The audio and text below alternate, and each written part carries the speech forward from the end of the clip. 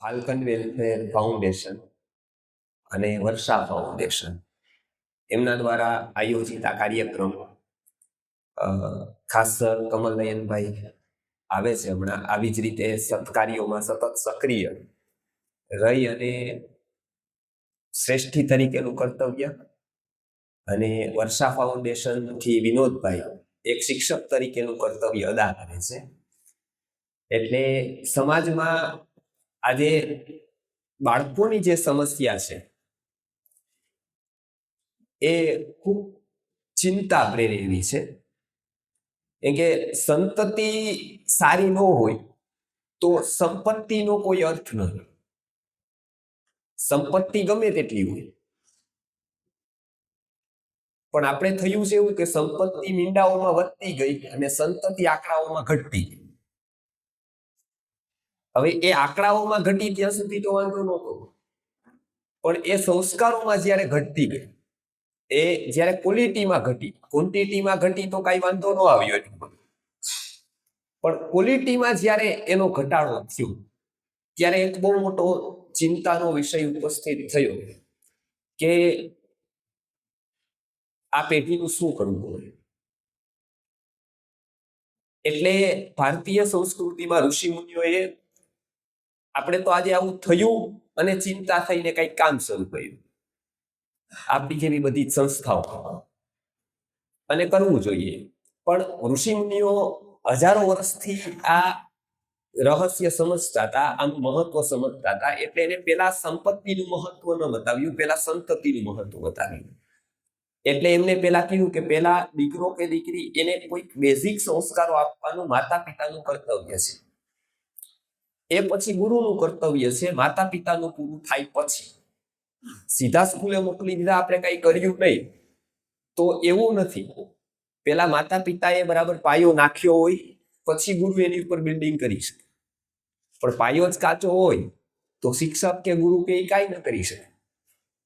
એટલા માટે પાયાનું શિક્ષણ કેવું હોય કે જે ગર્ભથી થાય. આપણે શિક્ષણમાં ભાઈએ સરસ વાત કરી વિનોદભાઈ, કે વિનોદભાઈ પાસેથી ખાસી પ્રેરણા લેવા જેવી છે કે શારીરિક થોડીક અસમર્થતા હોવા છતાં માનસિક સમર્થતા જે એમની છે એ ખરેખર આપણને સત્કાર્યોમાં પ્રેરિત કરી છે.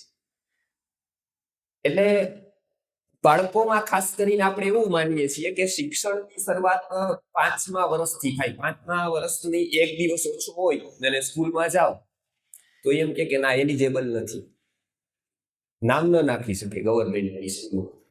પછી 2-3 દિવસ કઈક એને થાય, તાવ આવે કે બીજું ત્રીજું થાય અને પછી જાવ તો તરત એનું નામ લખાઈ જાય. એ કાગળ ઉપર માપેલું થયું કે આમ તો એ વધારે માંદો હતો 3 દિવસ પછી, બરાબર, પણ ત્યારે યોગ્ય થઈ ગયો કે એને 5 વર્ષ પૂરા કર્યા. તો શિક્ષણની શરૂઆત અત્યારના જે સ્કૂલિંગ છે કે એના મુજબ 5 વર્ષ પછી ભણવાની શરૂઆત કરે. ભારતીય સંસ્કૃતિમાં ગુરુકુલનું મહત્વ છે. આપણા ઋષિ મુનિઓનું ગુરુકુલ હતું, બરાબર, પણ એ છેલ્લું ગુરુકુલ હતું, પેલું નહોતું. એ શિક્ષણનો છેલ્લો પોઈન્ટ છે. તો કે પેલો પોઈન્ટ કયો છે? તો પેલું જે ગુરુકુલ છે એ ગર્ભ ગુરુકુલ છે. સૌથી વધારે એ ક્યાં શીખે છે? તો કે ગર્ભમાં શીખે. એટલે આપણે જોઈએ કે ભગવાન કૃષ્ણએ પણ જે સૌથી અઘરી વિદ્યા જે હતી અભિમન્યુને આપવાની, એ ગર્ભમાં જ આપી. અને પછી એમાં રહી ગઈ તો એ આખી જિંદગી પૂરતી ન થઈ.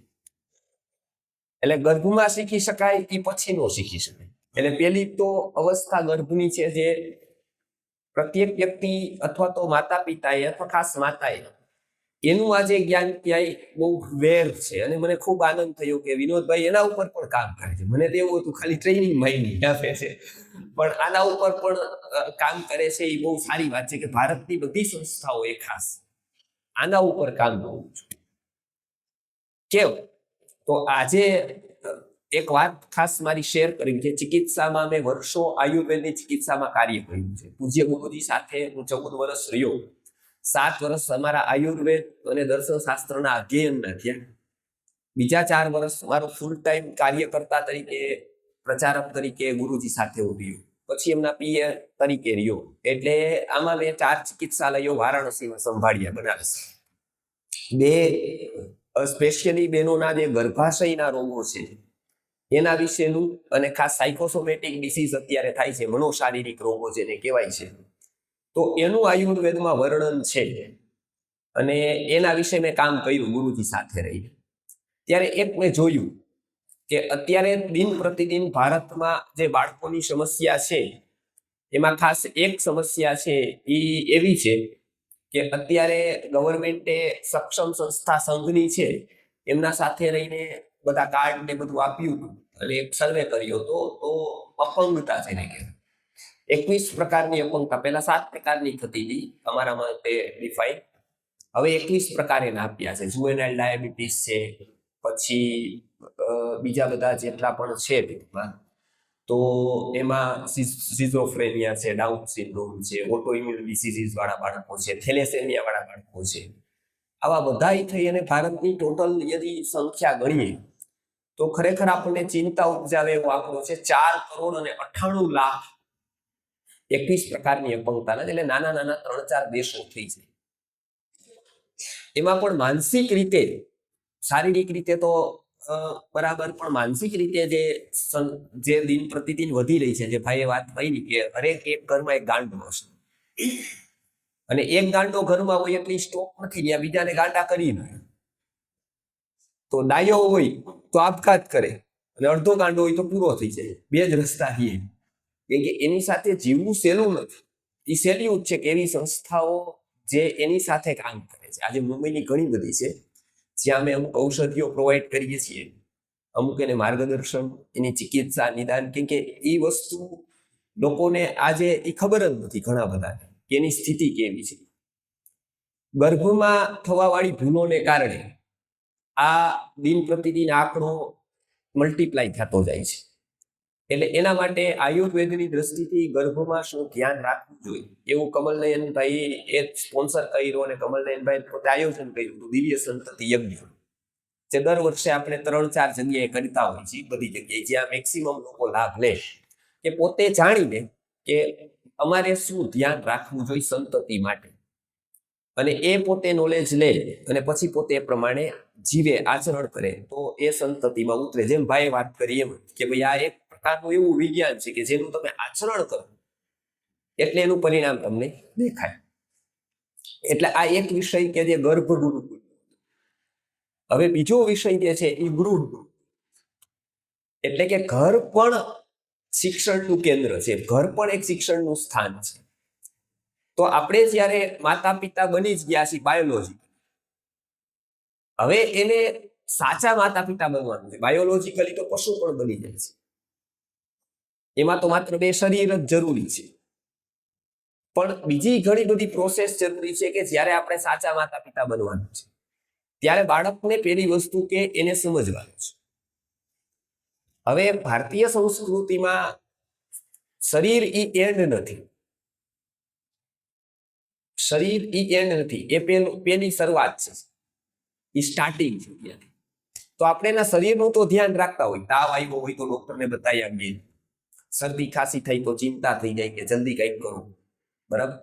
શરીર આગ પાસે જતો હોય નાનું બાળક તો આપણે એને રોકીએ, અગાસી ઉપર જતો હોય તો રોકીએ, બરાબર. આ બધી વસ્તુ આપણે કરતા હોય, બરાબર, એના શરીરનું ધ્યાન રાખીએ.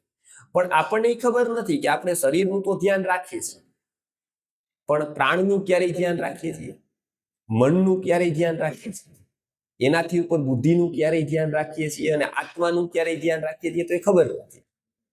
તો ઋષિ મુનિઓએ બાળકની વાત કરતા આ 5 કોષની વાત કરેલી છે, અને આ 5 કોષના વિકાસ કરવાની વાત કરેલી છે કે જેને પંચકોષનું વિજ્ઞાન કહેવામાં આવે છે, જે આજનો આપણો સબ્જેક્ટ છે. એટલે એમાં આજે સૌ પ્રથમ આપણે બાળકનું શું ધ્યાન રાખવું જોઈએ. આ બધા વિનોદભાઈને સાંભળો છો ટ્રેનિંગ, એટલે હું વધારે સમય એના મહત્વ વિશે જ નહીં લઉં, સીધા પોઈન્ટ ઉપર જ હું આવીશ કે સૌથી પહેલા એ વિકાસ કેવી રીતે થાય છે, આયુર્વેદે અને ઉપનિષદે એનું શું કીધું છે એના વિશે, અને કેટલું બધું સાયન્ટિફિક છે, કેટલું બધું ઉપયોગી છે આપણે બાળકને ઓળખવા માટે, એની વાત હું આજે કરીશ.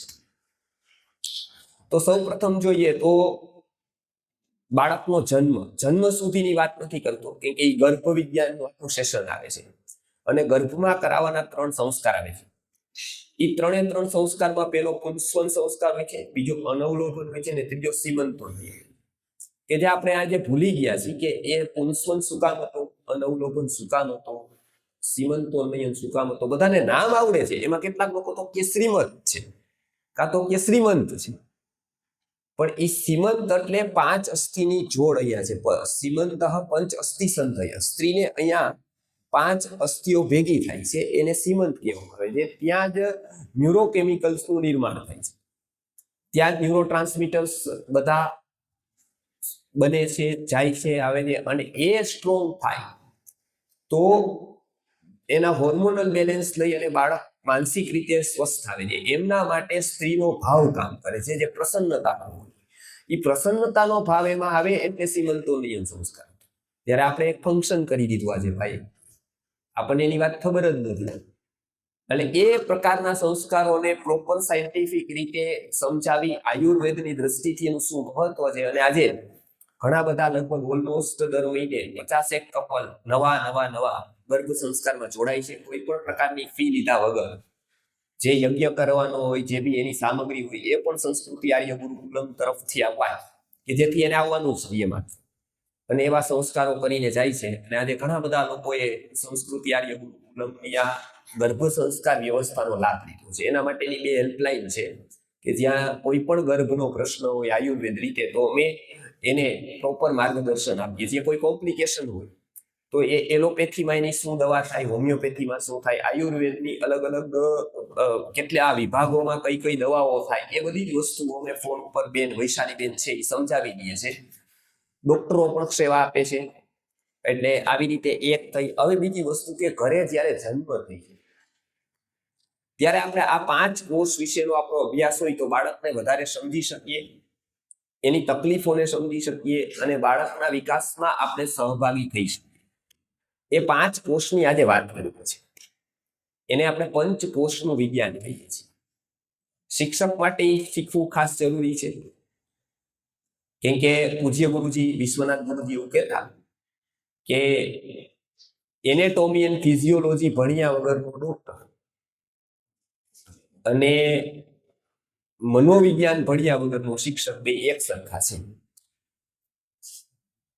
જેને એનેટોમી એન્ડ ફિઝિયોલોજી એટલે શરીર રચના વિજ્ઞાન અને ક્રિયા વિજ્ઞાન ખબર નથી, એવો ડોક્ટર, એવો સર્જન આપણી પથરી કાઢે, કિડની કાઢી નાખે. શક્યતા વધારે શેની છે? કિડની જ કાઢી નાખે, મોટે ભાગે લીવર કાઢી નાખે, કેમ કે એને ખબર નથી પથરી ક્યાં લોકેશન ઉપર હોય, કેવડી હોય, એને કેમ કઢાય, કયો માર્ગ એનો હોય, એ ખબર નથી. ત્યારે શિક્ષક જો મનોવિજ્ઞાનનો અભ્યાસ નથી કરતો, આજે મોટા ભાગની સ્થિતિ એવી છે, તો એ પણ લગભગ કિડની જ કાઢે છે બાળક. વિચારરૂપી કિડનીમાં વિચારરૂપી એ જે એને ઘડતર કરવું જોઈએ એ નથી કરી શકતા. એ નથી કરી શકતા એટલે આપણી સંતતિની હંમેશાની સમસ્યાઓ છે. બાળકો ચીપડી, ભદ્દા, ઉસાવાળા, કયું ન માનવા વાળા, આ બધી જ વસ્તુઓમાં આપણે જોઈ છીએ. ભાઈએ તો સરસ મોબાઈલ ઉપવાસ શરૂ કરાવ્યો છે. બાકી અત્યારની સ્થિતિ એવી છે કે મમ્મી કે મોબાઈલ બે માંથી હોય તો કે મમ્મી નથી જોતી, મોબાઈલ આ જ. બરાબર, મોબાઈલ મૂકાવાનું કે મમ્મીને મૂકી દે પણ મોબાઈલ ન મૂકે. એટલે આ હદનું એડિક્શન છે. આ એક બહુ મોટું વ્યસન છે. આપને જે વ્યસન છોડાવવાનું કીધું એમાં હું કહું છું કે આ વ્યસનથી શરૂઆત કરજો, છોડાવ. ભલે ઓલું તો તમારે ભાવો ફાંકી હશે એ ભરાય રહી, અથવા એ પછી છોડજો, પણ પેલા બાળકને મોબાઈલ છોડાવે. એ અમને મને વાત કરી કે મોબાઈલ ઉપવાસ અમે કરાવી છે, એ બહુ જરૂરી છે. એટલે આ એક ખાસ પહેલી વસ્તુ કે આપણે પહેલી વાત કરીએ કે બાળકના સેલ, શરીરના સ્તરે સેલ છે એ 0 થી 5 વર્ષમાં સૌથી વધારે બને. આયુર્વેદ એવું કહે છે કે બાળકોને રોગોથી તમે બચાવો એટલે જીવનભરનું સ્વાસ્થ્ય બાળકોને રહે. અને બાળકોને પહેલેથી જ બીમાર રહીએ તો બાળકો જીવનભર બીમાર રહે, કેમ કે એની પ્રકૃતિનું નિર્માણ અત્યારે થતું હોય, શરીરનું નિર્માણ થતું હોય, ત્યારે તમે પાયો કાચો રાખી દો તો એ બાળક જીવનભર માટે રોગી રહે, એની ઇમ્યુનિટી નબળી રહે, એને કારણે અનેક રોગોનો ભોગ બને. અને ભારતના ઋષિઓ કહે છે કે પહેલા 5 વર્ષ અન્નમય કોષનો વિકાસ થાય. તો કે ભાઈ અન્નમય કોષ એટલે શું? તો કે આપણું જે ફિઝિકલ ફોર્મ છે આખું શરીર, એને અન્નમય કોષ કહેવાય છે. આપણે કોઈ પણ વસ્તુ જોઈએ તો આપણું જે કનેક્ટ પેલી વાત જેમાં થાય ને એ આપણું સ્થૂળ ફોર્મ કોઈની સાથે આપણે કનેક્ટ થાય. સપોઝ આ લાઇટનો ઉપયોગ કરી તો લાઇટનો આ જોઈએ આપણે કે ભાઈ આ લાઇટ છે તો એની સાથે આપણે એના આકાર સાથે કનેક્ટ થાય. આ માઇક છે તો માઇકનો આકાર આપણને દેખાય, માઇક દેખાય, એ ફિઝિકલ ફોર્મ થયું. પંખો છે તો પંખો દેખાય. તો એ બધી ફિઝિકલ વસ્તુઓ થઈ કે જેના ફિઝિકલ ફોર્મ છે. એમ આપણા શરીરમાં પણ આ જે ફિઝિકલ ફોર્મ છે એ અન્નમય કોષ છે. શરીર અંદરની બધી જ વસ્તુ, એનેટોમી, ફિઝિયોલોજી, આપણું બધું સારી એની રચનાઓ, એ બધી જ વસ્તુઓ અન્નમય કોષ કહેવાય. પછી તો કે ખાલી માઇકથી ચાલે નહીં, એ ફિઝિકલ ફોર્મ જરૂરી, એમ એનર્જી પણ જરૂરી. તો જેવી રીતે લાઇટ છે તો એમાં ઇલેક્ટ્રિસિટી ન હોય તો લાઇટ ન ચાલે, આ માઇક ન ચાલે, બેટરી વગર મોબાઈલ ન ચાલે. એની અંદર ક્યાંક ને ક્યાંક કોઈક એનર્જી જોઈ. સપોઝ એવી એનર્જી ન હોય, હીટ ન હોય તો ગાડી ન ચાલે. તો કોઈ પણ પ્રકારની એનર્જી એ વસ્તુને ચલાવતી હોય. તમે જોજો કોઈ પણ વસ્તુ જ્યારે એ વર્કિંગ મોડમાં આવે છે ત્યારે એની પાછળ એક એનર્જી કામ છે. આ જ્યારે માઇક છે એ વર્કિંગ મોડ ઉપર આવશે તેની પાછળ એક એનર્જી, ઇલેક્ટ્રિસિટી કામ કરશે. બરાબર? આ લાઇટ છે એ એનર્જી, એમાં શું છે તો ઇલેક્ટ્રિસિટી. ઇલેક્ટ્રિસિટી આવશે એટલે પ્રકાશ આવશે. એના વગર ફિઝિકલ ફોર્મ જ હશે ખાલી. એવું આપણા શરીરમાં તમે જુઓ તો આપણા શરીરમાં એવું શું કામ કરે છે કે જે એનર્જી મોડ ઉપર છે? તો કે એ છે પ્રાણ. એટલે આપણે એલોપેથીના પણ ડોક્ટર હોય, સર્જન હોય, પૂરું એલોપેથીમાં જ માનતા હોય, આયુર્વેદમાં માનતા જ નહીં. છતાં પણ કોક મરી જાય તો એમ નહીં કે આના મિનરલ્સ વયા ગયા, આના વિટામિન્સ વયા ગયા બધા. કોઈ વ્યક્તિ મરી જાય ત્યારે શું કે ભાઈ મિનરલ્સ વયા ગયા બધા, કેલ્શિયમ વયું ગયું, કે HB વયું ગયું, કે બ્લડ વયું. એવું નહીં, કે શું કે છે પ્રાણ વયા. તો બંધ લાઇટ અને ચાલુ લાઇટમાં જે ફરક છે એ જીવતા વ્યક્તિ, મૃત વ્યક્તિમાં ફરક છે. એકમાં પ્રાણ નથી, એનર્જી નથી, એટલે એ લાઇટ બંધ કરેલી છે, વર્કિંગ મોડ નથી. મરી જાય છે વ્યક્તિ, એમાં પ્રાણ નથી. ત્યારે એ જે શક્તિ છે એ છે પ્રાણ શક્તિ, જેને આપણે એક એનર્જી તરીકે લઈએ છીએ. એટલે આ પેલો કોષ છે અન્નમય કોષ, એ ફિઝિકલ ફોર્મ થઈ ગયો. બીજો કોષ છે એ પ્રાણમય કોષ, એ એનર્જી થઈ ગઈ આપણા શરીરમાં રહેવા વાળી. બરાબર? હવે ત્રીજો કોષ છે તો કે ભાઈ આ લાઇટ છે એ પોતે ચાલુ બંધ થાય, માઇક પોતે ચાલુ બંધ થાય, કે એનું કોઈ મેનેજ કરવા વાળું હોય? તો કે એનું કોઈ મેનેજ કરવા વાળું હોય, સ્વિચ. હું હમણાં આ બંધ કરું આવી રીતે તો એ બંધ થઈ જશે. બરાબર? હમણાં સ્ટાર્ટ કરું તો ચાલુ થઈ જશે પાછું. તો એ પ્રાણ પોતે મેનેજ થાય કે કોઈ છે એનું મેનેજ કરવા? આ પ્રાણ શક્તિ કોનાથી ચાલે છે? કેનાથી આખી સંચારિત થાય છે? તો ત્યારે ભારતીય ઋષિ સંસ્કૃતિના ઋષિ મુનિઓએ, આયુર્વેદાચાર્યોએ કીધું કે પ્રાણને પણ કંટ્રોલ કરવા વાળું છે, તે પ્રાણને કંટ્રોલ કરે છે. તો કે એ શું છે? તો કે એ મન છે, જે પ્રાણને કંટ્રોલ કરે છે. એનો કંટ્રોલ ગયો કે પ્રાણ બરાબર કામ ન કરે, એ ડિસ્ટર્બ થયું માઇન્ડ. આપણને સ્ટ્રેસ આવે તો ધબકારા વધી જાય, અને આવા દરરોજ ધબકારા જો વધવા માંડે તો એક દિવસ એટેક આવી જાય. એટલે આપણે હંમેશા અમે કહીએ છીએ કે ભાઈ હાર્ટ એટેક આવ્યો એવું છાપામાં આવે કે આ ભાઈને બહુ નાની ઉંમરે હાર્ટ એટેક આવ્યો. એટલે આપણને એમ થાય કેવું કહેવાય, 40 વર્ષે, 45 વર્ષે, 50 વર્ષે હાર્ટ એટેક આવી તો બધા પેપરમાં આવે, બધા કહે લોકો. તો અમે હંમેશા એવું કહી કે ભાઈ આ ભારત છે, પાકિસ્તાન છે, તો પાકિસ્તાન વાળા દરરોજ સીઝ ફાયર કરે. એના સૈનિકો એક બેન આપણા લોકો ઉડાડી દે, એક બેન ઉડાડી દે, દરરોજ અહીંયા આવી જાય, અહીંયા આવી જાય, અહીંયા આવી જાય, કરે. ત્યારે કોઈ મીડિયામાં નોંધ ન લે, ઇન્ટરનેશનલ મીડિયામાં આવું 25-50 વાર થાય ત્યાં સુધી કોઈ એની નોંધ ન લે. હવે જેવી ભારત સર્જિકલ સ્ટ્રાઇક કરે તો આખા ઇન્ટરનેશનલ મીડિયામાં આવી જાય ને કે ભાઈ સર્જિકલ સ્ટ્રાઇક કરી, એના ફોટો વિડીયો બધું આવી. એવું જ આપણી સાથે થાય. આપણે આર્ટ ઉપર એટેક કરીએ ઘણા બધા, એ કોઈની નોંધ ન લે કે આપણે કેટલા એટેક આર્ટ ઉપર કર્યા. પછી હાર્ટ થાકી જાય, પછી એ એક સર્જિકલ સ્ટ્રાઇક, એટલે બધે આવી જાય કે આ ભાઈનું પૂરું થઈ ગયું. કેમ કે હાર્ટે સર્જિકલ સ્ટ્રાઇક કરી. શું કામ? કે આપણે ખૂબ એટેક કર્યા. આપણે જ્યારે સુવાનું હતું ત્યારે જાગ્યા, આપણે જમવાનું હતું ત્યારે જમ્યા નહીં,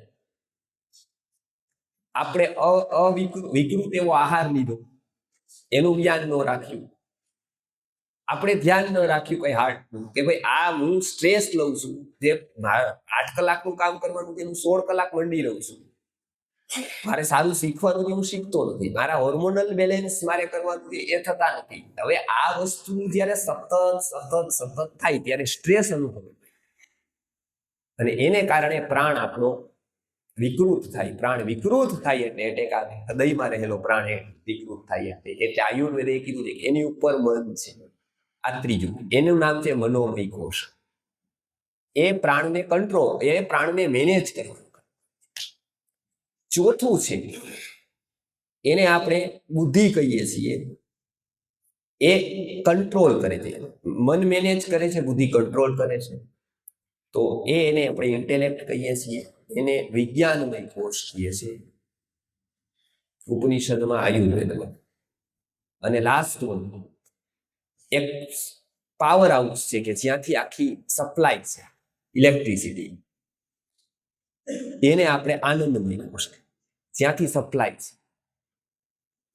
હવે અહીંયા જોઈએ કે એક માઇક, એક એની અંદર રહેલી ઇલેક્ટ્રિસિટી, એક સ્વિચ, એક કંટ્રોલર તરીકે ફ્યુઝ અને એક પાવર હાઉસ. આવી 5 વસ્તુ જોઈએ આપણે. આ પેલું હતું આપણું શરીર, એને કહેવાય અન્નમય કોષ. અંદર રહેલો પ્રાણ એ પ્રાણમય કોષ. એનું મેનેજ કરવા વાળું મન એટલે કે મનોમય કોષ. એને કંટ્રોલ કરવા વાળું જે તત્વ એ વિજ્ઞાનમય કોષ. અને એક પાવર હાઉસ છે આનંદમય કોષ, સચિવ. આ 5 કોષ છે. હવે આ 5 કોષ આપણામાં જ છે અને એનું સતત ડેવલપમેન્ટ ચાલે છે. કાં તો એ ઘસાય છે, કાં તો એ કસાય છે. 2 જ વસ્તુ થાય છે, એમને કઈ રહેતું નથી. કાં તો એનું ડેવલપમેન્ટ હશે અને કાં એનો રાસ હશે, એટલે એ ઘસાતા હશે. આપણા શરીરના, બોડીના બધા સેલ ઘસાતા હંમેશા. તો એનો એક પીક પોઈન્ટ આવે કે એ સૌથી વધારે વિકાસ થાય એવો કાળ કે હું તમને કહું કે તમને ભૂખ ક્યારે લાગે છે, તો તમે કહેશો 7:30 કે 8 વાગે, બરાબર ને? પણ આ જવાબ સાચું છે કે નથી? નથી. એનું કારણ તમને 7 વાગે જમવાનું કંઈક તમે જમી શકો, કોણ જમી શકો? જમી શકો ને, પણ ઓછું જમી શકો. પછી 5 વાગે કઈ તો જમી શકો, કોણ જમી શકો? જમી શકો ને, જમી શકો. મતલબ શું?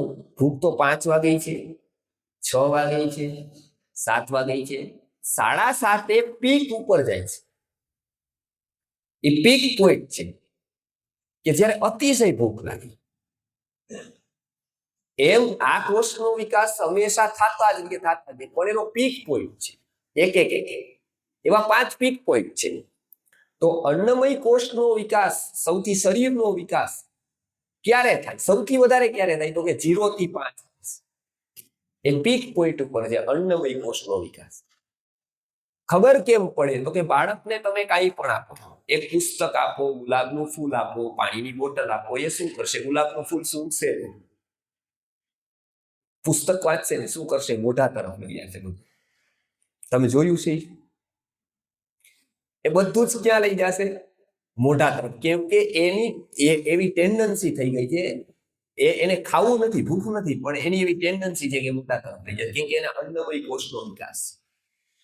એટલે એને હંમેશા કંઈક ને કંઈક ખાવા જોશે, યુરિન જશે, બરાબર? કંઈક ને કંઈક એવું શરીરના કોષો એના વિકસિત થતા રહેશે. બરાબર? એટલે સૌથી પ્રથમ શું ધ્યાન આપવું? તો કે શરીર ઉપર ધ્યાન. તો કે શરીર પ્રત્યે ધ્યાન આપવા માટે સૌથી નજીક કોણ છે એનાથી? તો કે મમ્મી છે. એટલે એને પૂરેપૂરું સાનિધ્ય માનો. એટલે 0 થી 5 વર્ષના બાળકને સૌથી વધારે જરૂર કોઈની હોય તો માની છે. માં સિવાય એ સુરક્ષા નથી અનુભવતું. અને અત્યારે ડે કેર જે બધા છે એમાં જે અત્યારે અમે પુનામાં કે બેંગ્લોરમાં કાર્યક્રમ કરીએ છીએ તો ત્યાં બંને જોબ માટે વયા જાય, બાળકને ડે કેરમાં રાખી દે. તો ત્યારે બાળકને આઘાત લાગે છે અને ટાઈપ 1 ડાયાબિટીસનું પ્રમાણ વધે છે. કેમ કે બાળક ત્યારે ભયભીત ન થવું જોઈએ. જો ત્યારે ભય ગયો તો પછી એ ભય જીવનભર નીકળી શકતો નથી. એટલે એને ડરાવવો નહીં. આપણે ત્યાં ખૂબ ડરાવે છે, બરાબર, કે પોલીસ આવી જશે, બાવો આવી જશે, ઓલા આવી જશે, ઓલા આવી જશે. એ બધી વસ્તુમાં એને આપણે ભય નાખીએ છીએ. ત્યારે એના હોર્મોનલ ઇમ્બેલેન્સ થાય છે, એને સુરક્ષા લાગવી જોઈએ. એટલે એની માં એ સૌથી વધારે નજીક છે. ગુરુ પણ એટલો નજીક નથી, એટલે એને ગુરુકુળ પણ કામ. 0 થી 5 વર્ષ એને ગુરુકુળ પણ કામ. એને માં જ્યાં સૌથી વધારે એની સુરક્ષા છે. એટલે હવે માએ શું ધ્યાન રાખવાનું? તો સૌથી વધારે એને ધ્યાન રાખવાનું આહાર ઉપર. કેમ કે જે સેલ બને છે ને અત્યારે એ આહારના જ છે. એટલે પેલું પંચકોષ, આપણે અન્નમય કોષના વિકાસ માટે પેલું કીધું કે સાત્વિક આહાર. તમે કદાચ ન મૂકી શકો જંક ફૂડ, ફાસ્ટ ફૂડ, હવે કઈ છે આઈડિયલી મૂકો, પણ ન મૂકી શકો કોઈ કારણસર, બરાબર. પણ બાળકને ના, 0 થી 5 વર્ષના બાળકને ના. કે એના જે સેલ બને છે ને અત્યારે એને ડેવલપમેન્ટમાં વાર લાગશે. એ સેલ ડેમેજ વધારે થશે, વિકૃત વધારે થશે અને ઇમ્યુનિટી સાવ લો થશે. ઇમ્યુનિટી લો થશે તો અનેક પ્રકારના રોગો થવાની એને સંભાવના વધે છે. એની સાચી સંપત્તિ છે ને ઇમ્યુનિટી છે. એટલે બધા જ વાયરસો અહીંયા છે જ. અત્યારે શરદીના છે જ, આપણામાંથી ઘણાને થઈ જ હશે. પણ એમાંથી એના શરદીનો ચેપ 4 જણાને લાગશે, 40 જણાને નહીં લાગે. એનું કારણ શું? વાયરસ તો ત્યારે હતા. તો કે ભાઈ જેટલી ઇમ્યુનિટી મજબૂત હશે એટલી શરીર, આ નહીં, આ વાયરસ અત્યારે આવે, બ્રહ્માંડાંતરના કોઈ વાયરસ ભવિષ્યમાં આવી જશે, એની સામે પણ લડવા વાળું શરીર ચેતન એટલું બધું છે. એ સેલ્ફ ડિફેન્સ છે. પણ આપણી સેલ્ફ ડિફેન્સનું ધ્યાન નથી રાખ્યું બાળકો. એને એ બચાવશે સેલ્ફ ડિફેન્સ જ, એને કોઈ દવા નહીં બચાવે, ઇમ્યુનિટી જ બચાવશે. કેમ કે સેલ્ફ ડિફેન્સ જેટલી પાવરફુલ કરેલી હશે આપણે, એટલી રોગ સામે લડી શકશે, રોગથી બચી શકશે. એટલે પેલું કામ સાત્વિક આહાર. સાત્વિક આહારમાં શું શું આપવું? તો કે ગાયનું દૂધ આપવું, ગાયનું ઘી આપવું, સારું અન્ન આપો, રોટલી, ભાખરી, ભાત, મગ. શું છોડો? તો કે મેંદો, બ્રેડ, બિસ્કિટ્સ, ચોકલેટ્સ, જેમાં નિકલ નામની ધાતુ આવે, કે બાળકોના દાંત ઉપર તો કૃમિદંત નામનો રોગ કરે, એ અંદર જાય તો કૃમિ કરી, અને એકવાર વંશ થયા પછી મલ્ટીપ્લાય થતા રહે. આંતરડાને એમાંથી પોતે પોષણ મેળવી લે તો બાળકને પોષણ ન મળે. તો આવી ઘણી બધી સમસ્યા બાળકને થાય. પછી કે વિરુદ્ધ આહાર, ફ્રૂટનું જ્યુસ લીધું હોય સાથે દૂધ પીવડાવવું તો બાળકને સ્કિનના ડિસીઝ વધે. તો બાળકના આહાર ઉપર ખાસ ધ્યાન આપે. બહારનું ડબ્બા બંધ, અલગ પ્રકારનો બધો અલગ અલગ નાસ્તો, બહારનું જંક ફૂડ, ફાસ્ટ ફૂડ, એવું કાંઈ એને જરૂર જ નથી. અને એને જરૂર જ નથી, એને આપણે ખોટી ટેવ પાડીએ છીએ કે તું લે બેટા. એને ના પાડો. અમારે ગુરુકુળ ચાલે છે, કોઈ પણ પ્રકારનું બહારનું ફૂડ અલાવડ. અને અમે અનાથ આશ્રમમાં અને ઝૂંપડપટ્ટીમાં જે સેવા કરતા હોય એને કહી છે કે આપણી સેવા છે ને એ જ્ઞાનપૂર્વકની હોય છે. આપણી સેવા અજ્ઞાનની સેવા ન. નકર લોકોને ઉપકાર ન કરે એ લોકોને નુકસાન કરે, આપણી સેવાય નુકસાન થાય. એ સમજવું, આપણી સેવાય એને નુકસાન કરે છે. અમે ઝૂંપડપટ્ટી વાળાને ઘણાને કીધું, એ લોકો દર રવિવારે બ્રેડ આપતા. પછી બાળકો અમારી પાસે આવતા હતા કેમ્પ કરાવવા માટે, કે ભાઈ તમે કેમ્પ કરો, દવા આપો. પછી જોયું કે ભાઈ અમે કેમ્પ તો 1 વાર 2 વાર કર્યા, પણ બાળકોને ફરક ન પડ્યો. તો પછી જોયું કે બાળકો શું જમે છે, તો કે બ્રેડ અમને દર રવિવાર આપે સંસ્થાઓ. પછી એને કીધું તમે બ્રેડ આપવાનું બંધ કરો. એ તો ફોટા પાડી વયા જાય બ્રેડના પેકેટ આપી, પછી તો આ ખાય તો આનું પેટ જામ થઈ જાય, કોન્સ્ટિપેશન થાય. એટલે સારું દૂધ એને 4 ટાઈમ થોડું આપો, એક જ વાર તમે પોચો જેટલું જ આપો, એને 5 પડીકાની જરૂર નથી, થોડું પણ એ પ્રોપર એને પૌષ્ટિક આપો. આપણા બાળકને પણ એ જ લાગુ પડે કે એને પ્રોપર ફૂડ આપો. 5 વર્ષ જ છે આપણે, એને અન્નમય કોષનો વિકાસ કરી દીધો જિંદગીભર. અત્યારે એને પીડિયાટ્રિકની બહુ ઓછી જરૂર પડશે, વારંવાર બીમારી નહીં રહે, કેમ કે ઇમ્યુનિટી વધશે. પછી શું તો કે સાત્વિક વિહાર. બાળકના હોર્મોન સ્વાભાવિક રીતે બેલેન્સ હોય છે. એટલે તમે જોજો, તમે દોડતા દોડતા ને એટલું બાળક દોડે છે એટલું તમે દોડશો, એટલી ભાગાભાગી કરશો તો થાકી જશો. આપણે આહાર 2-3 ગણો લઈએ બાળક કરતા. બાળકને તો જમવા માટે પણ બોલાવો અને જમાડવો પરાણે પડે, છતાંય બાળક એટલો બધો ફરે, એટલું બધું દોડે, છતાંય થાકે નહીં. અને આપણે થાકી જાય. એનું કારણ શું? તો કે ભાઈ એ બેલેન્સમાં છે, સ્ટ્રક્ચર સ્વાભાવિક કુદરતી રીતે એના હોર્મોન બેલેન્સ.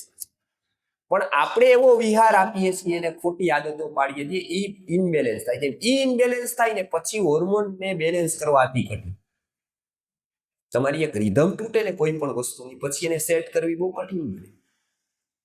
એ વસ્તુ શું થાય છે તો કે સૌથી પહેલી વસ્તુ આપણી ભૂલ થાય છે કે બાળકને આપણે સમયે સુવડાવતા નથી, રાત્રે નથી સુવડાવતા. કેમ કે આપણે વાતો કરવા બેસીએ, બાળકને કે તું સુઈ જા, સુવાનું. પછી સૂતું હોય અને લાઈટો ચાલુ હોય. હવે આપણને સાયન્સ ખબર નથી, આપણે સાયન્સ ભણીએ છીએ પણ ક્યારેય સમજતા નથી. 10th કરી દીધું, 12th કરી દીધું, MSc કરી દીધું, બધું કરી દીધું, પણ આપણને ક્યારેય જીવનમાં શું સાયન્સ કહે છે એની કઈ ખબર જ ન પડી. કે ભાઈ સાયન્સ કહે છે કે જે આ લાઈટો થાય તો આપણા શરીરને એવું લાગે કે અત્યારે જાગવાનો સમય છે, સુવાનો નથી. અને એને કારણે મેલેટોનિનનો સ્રાવ ન થાય. એ ન થાય તો ઊંઘ બરાબર ના આવે. ઊંઘ બરાબર ના આવે તો ગ્રોથ હોર્મોનનું સેક્રેશન એ ન થાય તો એનો ગ્રોથ ન થાય. એને ગાઢ ઊંઘ જોઈએ. ગાઢ ઊંઘ માટે ગાઢ ઊંઘ વાતાવરણ જોઈએ. એટલે સ્ક્રીન છોડાવી દો 2 કલાક પહેલા. સરસ ભાઈ વાત કે ભાઈ સ્ક્રીન, મોબાઈલ, ટીવી એ છોડાવો. એ એટલે નહીં કે તમને થાય કે હવે આનાથી તો કઈ કુસંસ્કારી થાય કે આ થાય. એ તો બધી વસ્તુ જુદી વસ્તુ છે ને, એ એવું થાય પણ છે, પણ એ તો ભવિષ્યની. અત્યારે જ એને ઊંઘ ડિસ્ટર્બ થશે, અત્યારે એના ગ્રોથ હોર્મોન ડિસ્ટર્બ થશે, તો કાં તો એ ભદ્દો થઈ જશે, કાં તો એ સાવ પતલો રહેશે, કાં કુપોષણ થશે, કાં એના બ્રેઇનનો જ વિકાસ નહીં થાય. પણ તમે સારામાં સારી સ્કૂલમાં ઓક્સફોર્ડમાં બેહાડશો, કઈ પરિણામ મળવાનું નથી. કેમ કે એનામાં તો કેપેસિટી હોવી જોઈએ, તો યુનિવર્સિટી કામની, તો સ્કૂલ કામની, તો જ અમારું ગુરુકુળ કામ. બાકી તો અમને લોકો ઘણા કહીએ કે ભાઈ અત્યારે તમે ભારતમાં આટલા વર્ષથી કામ કરો છો, બરાબર, તો આચાર્યો કેમ કોઈ નીકળ્યા નહીં?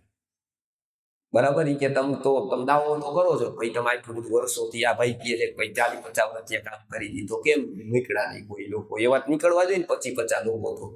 પણ મેં કીધું કે અમને તમે લોકો ભંગાર જ આપો છો, આખા પતરા. અમને એમ કહ્યું તો મર્સિડીઝ બનાવો, પણ તમે ભંગાર લઈને અહીં આવો છો અમારી પાસે કે આ પતરા હડેલા છે, આ લોખંડ છે, એની થોડી મર્સિડીઝ બને. અમને આપો પાકું સ્ટીલ, આપો 24 ગેસ 26 ગેસનું સ્ટીલ આપો, એવું લોખંડ આપો, એવી પ્રોપર રો મટીરિયલ આપો તો અમે બનાવી દઉં. બરાબર, પણ તમે ભંગારનો કચરો લઈને પતરા જેવા બાળકો આપો, કાલો આ બતાવો આચાર્ય, તમે ક્યાંથી બનાવી શકીએ? અમારી થોડી તાકાત છે કે આ થોડી જાદુઈ છડી છે કે એની પર ફેરવી દીધી બની ગયો, ખાલી બોલવા માંડ્યો, એવું થોડું છે. તમારે એટલી જ મહેનત કરવાની છે. લોકો એવું કહે છે કે આપણે ગમે એમ વર્તી હારી સ્કૂલમાં મૂકી દઈને એટલે કાંઈ વાંધો. અને કેટલાક તો અમને કહે કે અમારે કાંઈ પછી અમે ધ્યાન ન રાખી ચાલે ને, તમને હોપી દીધો. ના, પછી તમારી જવાબદારી વધશે. અહીં આવીને તમે ફરવા વહી જાશો, પછી આમ ફોન કરી ભાઈ રવિવારે બાળકને મૂકી દીધો, પછી શું કરો છો? 2 છૂટા થઈ ગયા, ક્યાંક બીજે ક્યાંય પ્લાનિંગમાં વયા નથી જતા ને ક્યાંક ફરવા ન કરે. એટલા માટે મજૂરી નથી કરવા અમને મોકલા ગુરુ કે તમે મોજ શોખ કરો ને, પણ બાળક 7 વર્ષનું થાય તમારી પાસે મૂકી જાઓ. તમારે એવું જ કામ કરવાનું છે, ફોલોઅપ નહીં. એટલે તો અમે તમને સારી જગ્યાએ લગાડી. એટલે આ એક હોર્મોનલ ઇનબેલેન્સ થાય છે. એટલે પહેલી વસ્તુ એ કરવાની, સુવાનો સમય બાળકોનો નિશ્ચિત કરી દેવાનો. ત્યારે લાઇટો બંધ કરી દેવાની. 2-3 કલાક પહેલા સ્ક્રીન નહીં જોવડાવવાની.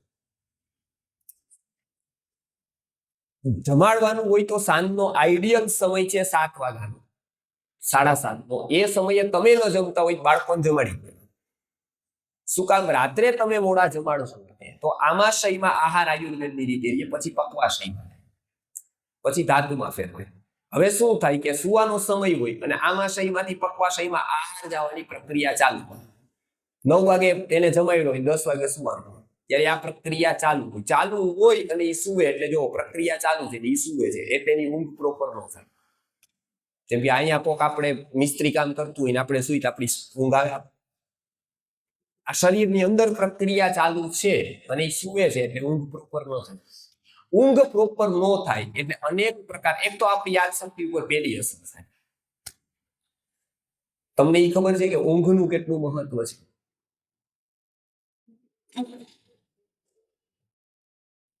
આપણે ત્યાં ગણિત એવું સમજાવ્યું કે 3 જન્મારાથી વિકાસ કરતો કોઈક વ્યક્તિ આવે છે, સ્પિરિચ્યુઅલ ડેવલપમેન્ટ. 3 જન્મારાથી જે સ્પિરિચ્યુઅલ ડેવલપમેન્ટ કરતો વ્યક્તિ આવે એ સતત 3 દિવસ નો ઊંઘે. કેટલા? 3 દિવસ. ચોથે દિવસે એની સ્થિતિ એવી થાય કે 3 જન્મારા પેલા માઇન્ડ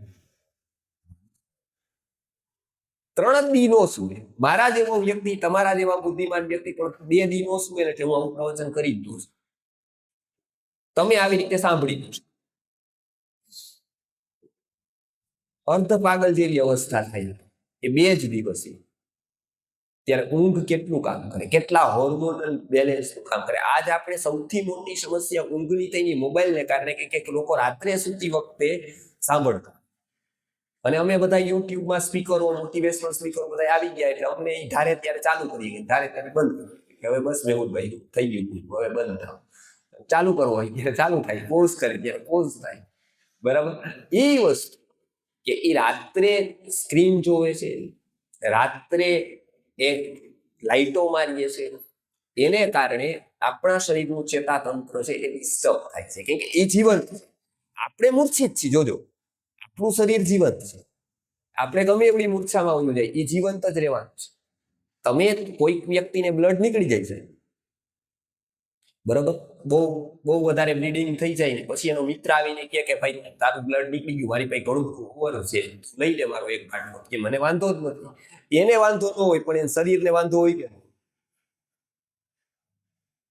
એનું ગ્રુપ અલગ થાય તો સ્વીકારે શરીર બ્લડ. એનો મિત્ર ને એનું પત્ની હોય તો સ્વીકારે. પુરુષની ચામડી અહીંથી ઉખડી જાય, કઈ એક્સિડન્ટ થાય અને એની પત્ની એવું કે તમારા કરતા મારી ચામડી વધારે ગોરી છે, હું તમને ચામડી આપવા તૈયાર છું, તમે લઈ લે. ઈ લેવા તૈયાર થાય પણ એનું શરીર લેવા તૈયાર થાય. એ મૂર્છિત છે, શરીર જીવન છે.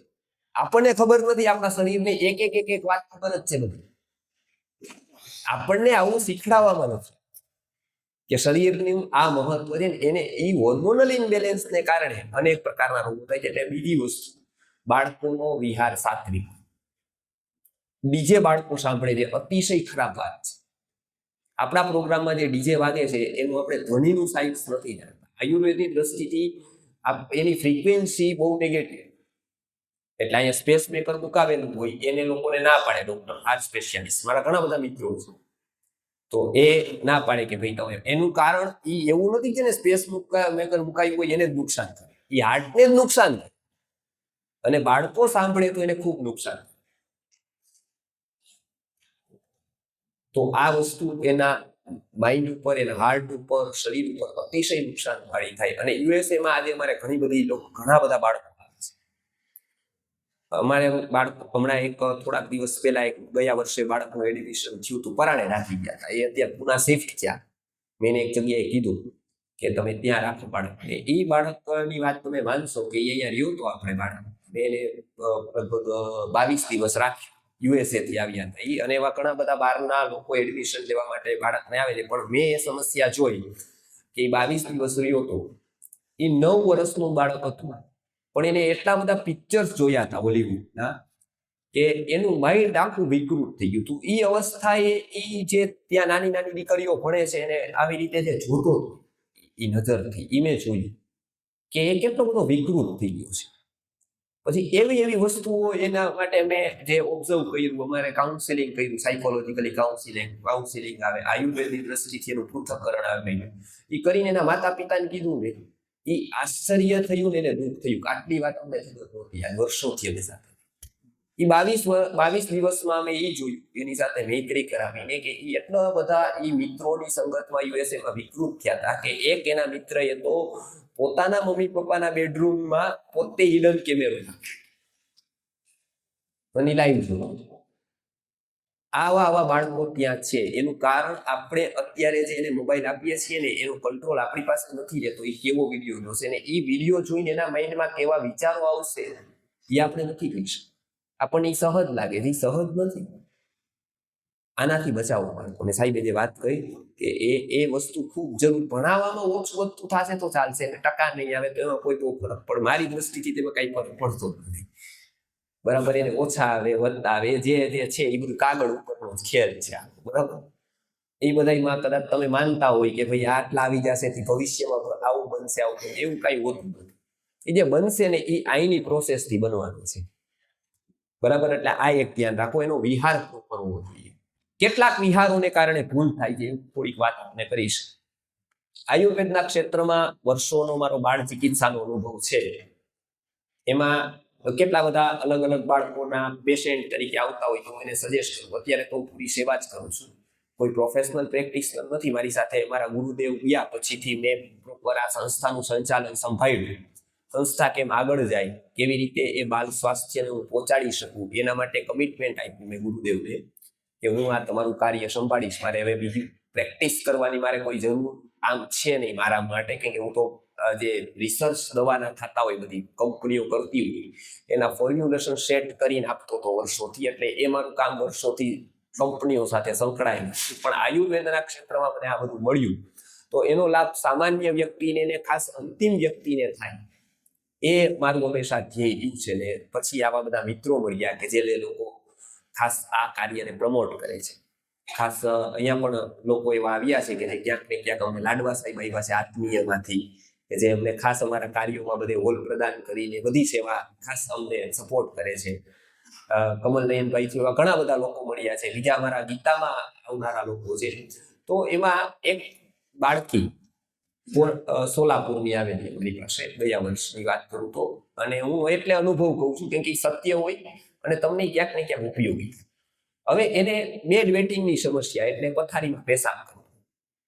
બધા રિપોર્ટ કરાવ્યા, બધું થયું. 3 વર્ષથી સતત મહેનત કરે. સામાન્ય પરિસ્થિતિ એમાં 2-5 હજારનો પણ ખર્ચો એના માટે તો મોટો જ કહેવાય.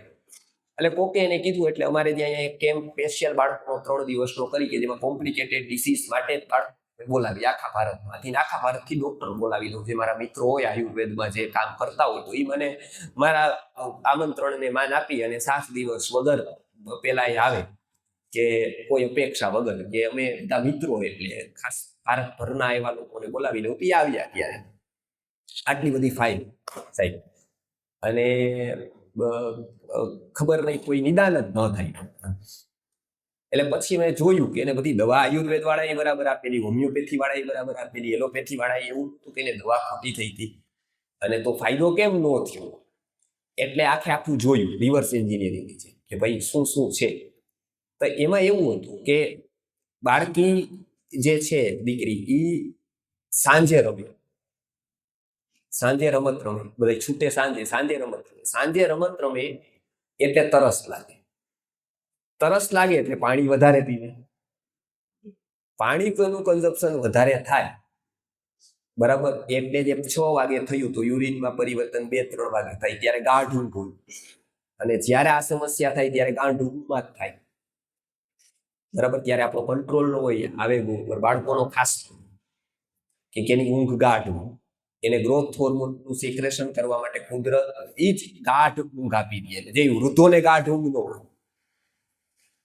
એ હોય, કેમ કે એને ગ્રોથ હોર્મોન પૂરું થઈ ગયું હોય, ગ્રોથ પૂરો થઈ ગયો, હવે એના ડાઉન ફ્લો હોય. બાળકને ખૂબ ગાઢ ઊંઘ, અને એને કારણે આ બેડ વેટિંગ થાય. એટલે પેલું અમે એ બંધ કરાયું કે તમારું સાંજે રમવાનું બંધ, પાણી પીવાનું બંધ નહીં, તો પાછું તરસ ના આવે તો એને શોષ નામનો રોગ થાય પાછો. એટલે આંધળું કોઈ પણ વસ્તુ ચાલુ ન કરવી, બંધ ન કરવી. જ્યાં સુધી આપણે એનેટોમી, ફિઝિયોલોજી, શરીર શાસ્ત્ર જાણતા નથી ત્યાં સુધી કોકે કંઈક કહી દીધું, બોલાએ ડાયટ કરી દીધું ને આપણે શરૂ કરીએ, એવું નહીં. એની પ્રકૃતિ પણ અલગ હોય, આપણી પણ અલગ હોય, એને અમુક માફક હોય, હિસ્ટ્રી આપણી અલગ હોય રોગની. તો એને અમે ખાલી 2 જ મહિનાની દવાને અંતે સાવ એને નોર્મલ છે. એને સાંજે રમવાનું જ બંધ કરાયું. રમવાનું બંધ કરાયું એટલે પાણીનું કન્ઝપ્શન ન થયું. પાણીનું કન્ઝપ્શન ન થયું એટલે આહાર પ્રોપર ગયો. કેમ કે આયુર્વેદ કહે છે કે તમારું 80% પાણીનું કન્ઝપ્શન સાયંકાલ પહેલા થઈ જવું. 10 થી 20% પછી રહેવું. જો રાત્રે થાય તો મંદાગ્નિ થાય તો ઘણા બધા રોગ. એટલે પેલું કન્ઝપ્શન આપણે શરીર ઉપર જ ધ્યાનમાં રાખવાનું કે આપણે જે ખાઈએ છીએ એ કેવો આહાર વિહાર છે, આપણું લાઈફસ્ટાઈલ. એટલે આપણે 70% રોગો આપણા એમનેમ જ દૂર થઈ જશે ક્યાંય ગયા વગર. કેમ કે આપણને નોલેજ નથી. જ્યારે સ્કૂલ અને કોલેજમાં આ નોલેજ આપવું જોઈએ જનરલ નોલેજ તરીકે. આને આપણે ત્યાં જનરલ નોલેજ કહેતા હતા સામાન્ય. અત્યારે જનરલ નોલેજ જીકે છે ને કહેવાય છે, ખબર છે કે ભાઈ એવરેસ્ટ કેટલો ઊંચો, કોણ ચડ્યું, વર્લ્ડ કપ ફૂટબોલનો કેટલા દેશો ફૂટબોલ રમે, કોણ પેલા લીધો, ભારતે કેટલા વર્લ્ડ કપ લીધા, કયો કપ્તાન હતો ત્યારે 1983માં, 1975માં, નાઇલ નદી કેટલી ઊંડી, કોણ તર્યું ત્યાં જઈ. હવે માનો આમાંથી આપણે એક પણ વાત રહી ગઈ શીખવાની તો આપણને અફસોસ થશે કે આપણે ક્યારેય નાઇલ નદીમાં તો હાજી ડેમમાં નાવા નથી જવાની. નાઇલ નદી તો દૂરની વાત રહી. હવે એમાં આપણે ક્યારેય ઊંડી કેટલી, એવરેસ્ટ ઉપર કેટલો, કોણ વર્લ્ડ કપ, એવી માહિતીની આપણે જરાય જરૂર ખરી કે એની જરાય જરૂર. એને જીવનને આપણે ક્યાંય સાથમાં પડી દઈ, કાંઈ સાથમાં ઓલાય લાગતું ઓળખતું જ નથી. પણ આને લાગે છે જો બાળકોમાં આવી ભૂલો કરીએ છીએ એટલે બાળરોગની સંખ્યા વધે છે, બાળકો રોગી થાય છે, ત્યારે મેમરી ઉપર ઇફેક્ટ થાય છે. એમાં એની મેમરીનું ડેવલપમેન્ટ નથી થતું. સાહેબે વાત કરી, ડિસ્ટર્બ થાય છે. વ્યક્તિ સંવાદી વ્યક્તિત્વ નથી થઈ શકતું. કેમ કે આજે હું માંદો હોઈશ તો હું સ્વાભાવિક જ નેગેટિવ હોઈશ. એ તમારે માની જ દો. ભલે કોઈ કેટલી વાત કરે કે હું આત્મા નથી, ધ્યાન કરાવે ત્યારે કહે કે ચાલો વિચારો કે ભાઈ હું આત્મા નથી, હું આત્મા છું, શરીર નથી. એટલે ઓલો કે હું શરીર નથી, બરાબર. પછી કે હવે તો આમ વિચારો મારા પગ નથી, હાથ નથી. એટલે ઓલો બોલતો જાય એમ. પણ પગનો દુખાવો થાય ને ત્યારે એને ખબર હોય કે આત્મા હોય કે હોય, શરીર તો છે જ 100%. અને દુખાવો થાય ત્યારે એને એવું થાય કે પગ 100% છે, દુખાવો 150%. હાથમાં તો હોય કે નો. તો ઋષિ મુનિઓ કહે છે કે શરીરને તમે ડિસ્કાર્ડ કરો. કેમ કે એનાથી તમારી મનની રીધમ ખોરવાશે, એનાથી તમારા સ્વભાવ ઉપર ઇફેક્ટ પડશે. આજે ઘણા બધા જગ્યાએ કુટુંબોના ઝઘડાઓ મેં જોયા છે. એના ઝઘડાનું કારણ શું છે? તો કે ઝઘડાઓનું મોટું કારણ છે બહેનોની મેન્સિસ સાયકલ. બહેનોને મેન્સિસ દરમિયાન શું ન કરવું એ ખબર નથી, શું કરવું એ ખબર નથી. એ યુટ્યુબનો વિડીયો જોવે. યુટ્યુબનો વિડીયો જેવું કે ઓલો વ્યક્તિ કે જેને એનેટોમી ફિઝિયોલોજી કાંઈ નથી ખબર, એ વ્યૂ લાવવા માટે માત્ર અપલોડ કરે, બરાબર. આપણને ખબર નથી કે એના એક્સપર્ટ કોણ. એને કારણે બહેનો એ અવસ્થામાં ભૂલો કરે છે. એ અવસ્થામાં ભૂલો કરે છે એટલે એને રોગ થાય છે, એટલે એનું માઇન્ડ ડિસ્ટર્બ રહે છે. એ ડિસ્ટર્બ રહે છે એ આખો પરિવાર સમજતો નથી આની હારે અમારે કેવી રીતે વર્તન કરવું. એને કારણે ઘર્ષણ થાય છે. એટલે આપણે એક એનો કન્સેપ્ટ કર્યો રજસ્વલા પરિચર્યા. આયુર્વેદમાં મેન્સિસ વખતે પાડવાના નિયમો આજથી વર્ષો પહેલા બતાવી દીધા છે અને એની પાછળની યુક્તિ સાયન્સ બતાવ્યું છે. એ કોઈ યુનિવર્સિટીમાં, ભારતભરની યુનિવર્સિટીમાં નહોતું, ઇવન જામનગર યુનિવર્સિટીમાં નહોતું. ત્યારે અમે એને ઓફર કરી કે તમે 50 MD ડોક્ટરો આવો, સેમિનાર કરો, અને એમાંથી મારા આગ્રહને માન રાખી ઘણા બધા ડોક્ટરો આવ્યા, બરાબર. MS, MD, BMS બધા જ મારી સાથે મારા કલીગ ભણતા હતા, એ બધા પણ ઘણા બધા આવ્યા. આપણે અહીંયા ગારડી વિદ્યાપીઠમાં એનો સેમિનાર કર્યો 200 જણાનો. અને એમાં રજસ્વલા પરિચર્યા 3 દિવસ સુધી ગારડી વિદ્યાપીઠના પણ જેટલા પ્રોફેસર્સ છે, જેટલા પણ HOD છે, આયુર્વેદના વિભાગાધ્યક્ષો છે, બધાને કે તમે એકવાર આ રજસ્વલા પરિચર્યાનું વિશ્વનાથ ગુરુજીનું સંશોધન છે ને એકવાર જોવો તો ખરા. તમે શીખડાવો ન શીખડાવો એ વાત, પણ તમે એકવાર જોવો. તમને એમ થાય કે આયુર્વેદમાં ક્યાંય ભૂલ છે તો તમારે અમને કહેજો, સુધારશો. એવો દાવો જ નથી કે અમે પૂર્ણ છીએ. તમે જે કહેજો પણ એકવાર તમે સમજો. અને એ સમજ્યા. અને રજસ્વલા પરિચર્યાનું અમે આખું કોર્સ બનાવ્યું, ઓનલાઈન પોર્ટલમાં છે. એટલું ખાલી બહેનો કરે ને એટલે ફાઇબ્રોઇડ, સિસ્ટ, ગર્ભાશયની ગાંઠો, આ બધા જ રોગોમાં 80% જેટલો ફાયદો છે. IVF ની શક્યતા અત્યારે વધે છે જેટલા પણ સેન્ટર્સ. એમાં અમે કેટલા બધા લોકોને માર્ગદર્શન આપ્યું કે તમારે આ વસ્તુ 1 વર્ષનો તમે પ્લાન બનાવો અને આવું તમે કરો તો આયુર્વેદની દ્રષ્ટિથી તમારું વિધેમિક આખું થાય, ગર્ભાશયથી લઈને સર્ક્યુલેશનથી લઈને બધું, તો તમને બહારની દવાઓની કોઈ જરૂર નથી. અને એના ખૂબ સારા પરિણામ આજે ડૉક્ટર પૂજાબેન છે, એમને પોતે ફાયદો થયો. ડૉક્ટર પૂજાબેન એ પોતે પ્રચાર કરે, પોતે આયુર્વેદના MS એટલે કે જામનગર યુનિવર્સિટીના MS પોતે છે, ગોલ્ડ મેડાલિસ્ટ છે, અને ડિગ્રીમાં મારા કરતા આગળ છે. સ્ત્રી રોગ, હું બાળ રોગમાં છું, એ સ્ત્રી રોગમાં છે, છતાં પણ એ આજે શીખવા આવે છે, છતાં પણ એ પ્રચાર કરે છે. સંસ્કૃતિ આર્ય ગુરુકુલમ બધી જગ્યાએ સેમિનાર લેવા જાય છે, જ્યાં જ્યાં બહેનોની હોસ્ટેલ છે, જ્યાં બહેનોનું આવું કંઈક ગ્રુપ છે, કોર્પોરેટ છે, ત્યાં એ જાય છે. અને એના પાલન કરવાથી બહેનોને બતાવીએ છીએ કે આટલા ફાયદા એને 3 મહિના. એટલે બાળકોમાં ખાસ આ સાત્વિક વિહારનું મહત્વ છે. પછી બાળકોમાં આ સાત્વિક વિહારનું મહત્વ છે કે શું ન કરાવવું બાળકો. પછી કાચી ઊંઘે ન ઉઠાડવું. સ્કૂલનો ટાઈમ 7 વાગ્યાનો છે, આમ બાળકોની સ્કૂલનો ટાઈમ 7 વાગ્યાનો ન હોવો જોઈએ. જેની ઉંમર 7-8 વર્ષથી નીચે છે કે 5 વર્ષ સુધીની છે, એના સવારનો ટાઈમ વહેલો ન હોવો જોઈએ. એને યથેષ્ટ ઊંઘવા દેવાનો છે, તો જ એના હોર્મોન્સ બરાબર રહેશે. બરાબર. હવે રાત્રે મોડા સુવે પછી શું કરે કે બાળક ઊંઘતું હોય. અને મેં એવા કેટલાય મમ્મીને જોયા છે કે જે બાળકો ઊંઘમાં નવડાવી દે છે, સીધો ધક્કો મારીને વેનમાં ચડાવી દે. કેવું જ્ઞાન મેળવવા માટે જાય છે એ ખબર નથી કે આ ભણી વશિષ્ઠ કરતા આગળ જશે કે ચાણક્ય કરતા આગળ નીકળી જશે. એ કેવી રીતે એ કઈ લેશે ગયા, તમે વિચાર તો કરો કે ઊંઘતો એ ઊંઘે છે ને આ નવડાવે છે, બરાબર છે. અને નાસ્તો એમને અડધી ઊંઘમાં કરાવી દે, વેનમાં ધક્કો મારીને ચડાવી દે, ત્યાં ભણ્યા હોય ત્યાં. અને ઓને નથી ખબર કે ભાઈ આને અમે ભણાવશું શું, અડધો તો ઊંઘે છે. આપણે આ શરીરને મનને કઈ સમજતા જ નથી. જાણે મજૂર જેવું કામ કરીએ છીએ આપણે. આ એક વસ્તુ, આ એક કોથળી છે ને આપણે એને ધક્કો મારી દીધો, કાલો આ પેકિંગ મૂકી આવો, હવે કુરિયર કરી દીધું, ફટ કરી દીધું. તો એવી વસ્તુ નથી, આ એક જીવન છે. અને એને કારણે એને ઘણા બધા રોગ થાય છે, એનું માઇન્ડ ડિસ્ટર્બ થાય છે, એને પૂરું ઊંઘવા દો. અમે ઘણી બધી ધાર્મિક સંસ્થાઓમાં ગયા, ત્યાં એના બાળક આમ પેલું કરવા માટે એવું કહેતા હતા, અમે આ બાળકને 3 વાગે ઉઠાડ્યું. 3 વાગે ઉઠાડી શું કરો છો? કે નહીં, પછી બેસાડી દઈ જપ કરવા ધ્યાન. મેં એની ઉંમર છે ભાઈ જપ ધ્યાન કરવાની, તમે નથી કરતા અત્યારે 50 વાગે, એને 2-4 વર્ષમાં એની ઉંમર નથી. તમારે એને કોઈ જપ ધ્યાન છે જ નહીં, એને સુવા દો પૂરેપૂરો. એ જેનું જપ, એ જેનું ધ્યાન, કે તો એના માઇન્ડની એવી સ્થિતિ બનશે કે એ કંઈક સમજી શકશે. ત્યારે આવી જે આયુર્વેદે કીધું છે કે 0 થી 5 વર્ષના બાળકો માટેના આહારના સમય નિર્ણય નક્કી નથી, ઊંઘનો સમય એને રાત્રિનો છે, અને પછી દિવસે જ્યારે ઊંઘ આવે ત્યારે એને ઊંઘવાનું. 0 થી 5 વર્ષના બાળક માટે બધું યથેષ્ટ છે, કેમ કે એને શરીર જ કેન્દ્રમાં રાખીને બધું કરવાનું. ત્યારે એને કાચી ઊંઘમાંથી નથી ઉઠાડવું,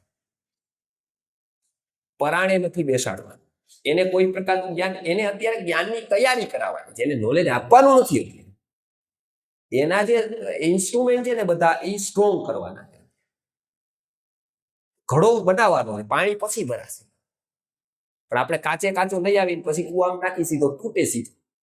પછી આપણે ફરિયાદ કરતા એ ઘડા જ બરાબર નથી બનતા, પણ એને જે ટાઈમ પકાવવાનો આપવાનો એ તો આપવો પડે ને. એ 0 થી 5 વર્ષ. પછી ત્રીજી વસ્તુ સુવર્ણ પ્રાશન છે, કે 3000 વર્ષ પહેલા કાશ્યપ મુનિએ શોધ કરેલી સુવર્ણ પ્રાશન. એ ઇમ્યુનિટી બુસ્ટર છે. જે કામ 20 કે 15 થી 20 વેક્સિનેશન કરે એ આખું સુવર્ણ પ્રાશન. કે વેક્સિનેશન પેસિફિક વાયરસ સામે રક્ષણ આપે, એ ખોટું નથી. પેસિફિક વાયરસ, પોલિયો સામે જ આપશે, કોરોના સામે નહીં. મમ્સ સામે નહીં આપે, મમ્સ સામે જ આપશે, પોલિયો સામે નહીં. જ્યારે ઇમ્યુનિટી ઉપર કામ થાય તો બધા જ વાયરસને પ્રતિકાર કરી શકે એવું તંત્ર તૈયાર. એ તંત્ર તૈયાર થાય એના માટે ઇમ્યુનિટીની બહુ જરૂર છે બાળકો. અત્યારે લો ઇમ્યુનિટી થી લઈને 0 ઇમ્યુનિટી વાળા બાળકો થાય છે. ભારત દેશની આ સાર્વત્રિક સમસ્યા અત્યારે ગામડાઓમાં છે. એટલે સિકલ સેલ એનિમિયાના કેસીસ અત્યારે ભારતમાં ખૂબ આદિવાસી વિસ્તારોમાં વધી ગયા, થેલેસેમિયાના વધી ગયા, ટાઈપ 1 વાળાના વધ્યા. જુવેનાઇલ ડાયાબિટીસ ફાઉન્ડેશનથી અત્યારે નથી આવ્યા, પોલભાઈને મેં કમલભાઈએ વાત કરી હતી. એ કાર્યક્રમો રાખે છે ટાઈપ 1 વાળાના. 2250 એને બાળકો અહીંયા એ બધા ઇન્સ્યુલિનની વ્યવસ્થા કરે છે. લાઈફ સેવિંગ ડ્રગમાં આપણે ગણી દીધું ગવર્મેન્ટે. તો ટાઈપ 1 ડાયાબિટીસ વાળાને તો 2 વાર ઇન્સ્યુલિન લેવું પડે. વિચાર કરો, આવું બાળક હોય. હવે એ વસ્તુ ઇમ્યુનિટી જો સ્ટ્રોંગ થાય તો આવા ઘણા બધા રોગો સામે રક્ષણ મળે. એના માટે આયુર્વેદે દર પુષ્ય નક્ષત્ર આજ પણ છે સુવર્ણ પ્રાશન આપવાની વાત કરી. એ સમાજમાં પ્રચલિત નહોતું એટલે 1970 વિશ્વનાથ ગુરુજીએ પોતાની રસશાળા ઘરની હતી, સુવર્ણની ભસ્મ, ચાંદીની ભસ્મ બધાની સપ્લાય આપતા. એ જ્યારે એને વાનપ્રસ્થાશ્રમ સ્વીકાર્યો 50 વર્ષ ત્યારે એમને પોતે ડોનેટ કરી આખું ડોનેશન આપ્યું કે ભાઈ મારે મારું કોઈ વસ્તુ મારે કઈ એનું મારું કોઈ એવી ઓલી નથી બનાવવી કે મારું કોઈ એવા સ્મારક બને કે મારી મૂર્તિ બને કે મારું એક મ્યુઝિયમ બને કે પુતળું બને, પણ મારે બાળકને અંતિમ ફાયદો થાય ભારતમાં જે મારી પાસે છે કે એને ઇમ્યુનિટી માટે, એના માટે એને 38 પ્રકારના એક્સપેરિમેન્ટ કરી અને સુવર્ણ પ્રાશન આપ્યું. આજે ભારતમાં તો ઘણા બધા, જે રાજકોટમાં જ 50 કેન્દ્ર કાર્યરત છે. તમે કોઈ પણ એરિયામાં જાશો તો ક્યાંક ને ક્યાંક અમારું કેન્દ્ર તમને જોવા મળશે કે દર પુષ્ય નક્ષત્રે સુવર્ણ પ્રાશન અપાતું છે. જે ભાઈએ વાત કરી 6.5 લાખ બાળકો દર મહિને 900 કેન્દ્રો ઉપર સુવર્ણ પ્રાશન હોય છે. અને એ ગવર્મેન્ટે 8 વાર ચાલુ કર્યું હતું. 4 વાર તો આપણા રાજકોટમાં સરકારી શરૂ કર્યું, 4 વાર બંધ કરવું પડ્યું ગવર્મેન્ટે. એવું કેટલી બધી જગ્યાએ ચાલુ કરે, બંધ કરે. કેમ? તો કે અધિકારીઓ રવિવારે ના આવે, ફોન નો આવે, ઓલા બધા લાઈન લગાવી દીધી હોય, પણ શોર્ટ સપ્લાય થાય તો જવાબદારી કોઈ લે નહીં. તો આપણે નક્કી કર્યું, પૂજ્ય ગુરુજી અમને આદેશ કે તમારે પોતાનું સમજીને આ કરવાનું, પોતાનું કર્તવ્ય સમજવું. એટલે બધા જ કાર્યકર્તાઓ તે દિવસે રજા રાખે, કોઈ પણ વાર હોય. આજે તો ચાલુ દિવસ બુધવાર છે તો બધાએ રજા રાખી અને પોતે રજા રાખી અને પોતે પીવડાવવા માટે સતત ઉભા રહે, પોતાનું ટાઈમ આપી, પોતાની ટિકિટ ખર્ચીને પોતે ત્યાં ગામડે પીવડાવવા જાય બધા.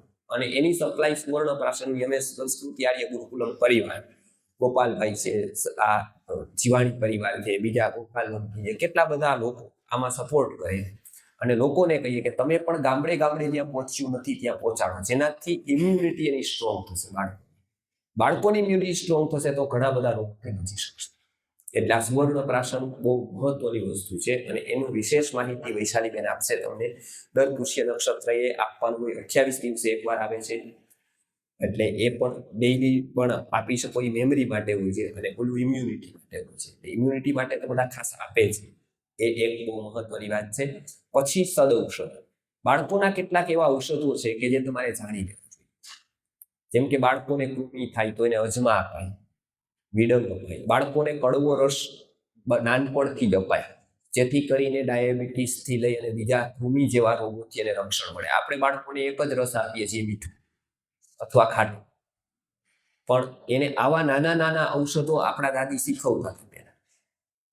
પરંતુ આજે આપણી પાસે જ્ઞાન નથી એટલે અમે લોકો એની ટ્રેનિંગ કરીએ છીએ. થોડાક ઔષધો એને ઘરે રાખવાનું સૂચન કરીએ છીએ, થોડા ઓળખતા કરીએ છીએ. તમારે કેવા ઔષધો ઘરે રાખવા જોઈએ. બાળકને કંઈક લાગી જાય, પાકી આવી તો તમે ઓકે સોફ્રામાઇસિન લગાવો, તમે એન્ટીબાયોટિક આપો, પણ એનું નુકસાન તમે જાણી લો. જ્યારે ઓરલી તમે કોઈ દવા આપો છો એ એવી રીતે લેવાની એલોપેથીના શોધક ના પાડે છે. એ તો મેડિકલ વાળા આપે છે, એના જે શોધક છે એ તો હિપોક્રેટ્સ ના પાડે છે કે એવી રીતે લેવાની નથી. એવી રીતે આપણે ચણામાં દવાઓ આપે છે, એવી રીતે એલોપેથી દવાઓ બની નથી એવી રીતે લેવા માટે. એ ઇમરજન્સી માટે છે, નથી એવું નથી, એનો ઉપયોગ છે પણ ઇમરજન્સી માટે. એ છાસવારે લેવાની વસ્તુ નથી, નકર એની સાઈડ ઇફેક્ટ તો બહુ થશે. આપણા શરીરને એનું તંત્ર સાથે સેટ કરવામાં બહુ વાર લાગશે, જે આયુર્વેદથી તરત થશે. એટલે આયુર્વેદનું જ્ઞાન.